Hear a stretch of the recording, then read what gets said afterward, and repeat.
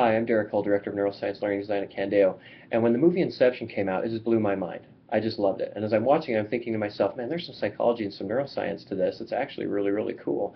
And so I decided to see if anybody was talking about it on YouTube, so I did a search, and nothing came up. I was just shocked. I was surprised that nobody even tried to take a stab at explaining the psychology and neuroscience of the movie Inception. So I put this video together just for fun. It's a brief video to teach you how to perform an inception on yourself.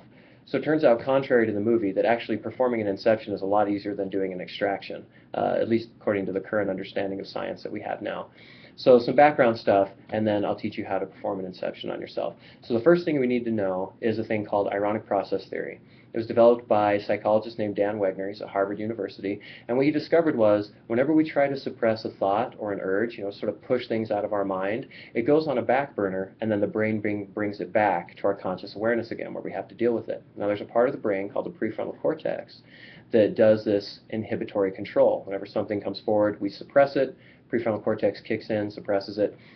We don't think about it for a time, but then it comes back. And there's a lot of cliches, that sort of bounce around the culture for this. So, don't think of a yellow school bus. What do you end up thinking of? A yellow school bus. Or don't think of a pink elephant. Or try not to think of a banana. All of those cliches kind of are trying to capture how ironic process theory works. So that's the first step. Second thing that's helpful to understand is the neuroscience of dreaming. So when we fall asleep and we go into REM sleep, the back part of the brain, the temporal lobes, occipital lobes, and the limbic system, which processes emotion, they're just going crazy when we're sleeping. There's tons of activity, lots and lots and lots. Well, what about prefrontal cortex that does the inhibition of thoughts? What goes to sleep? The activity goes almost to zero. So this is how it works, and there's been research that's done on this. It's been done in a lab, and it works. What you want to do is about 15 minutes before you go to sleep, try to think of some ideas. It's best to just choose one idea. Choose one idea that's emotionally meaningful to you and sort of think about it for a couple minutes, say maybe 5 minutes.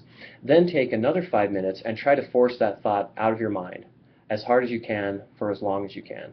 And then allow yourself to drift off to sleep. When you do that, you'll find that that night you will have more dreams related to that thought that you've tried to suppress. Why does that happen? It happens because you've engaged your prefrontal cortex before you've fallen asleep to inhibit that thought, but then while you're dreaming, all those other parts of the brain start kicking into high gear, and the PFC goes quiet. So the stuff you've been trying to suppress now comes to the forefront stronger than ever before. You start dreaming about it.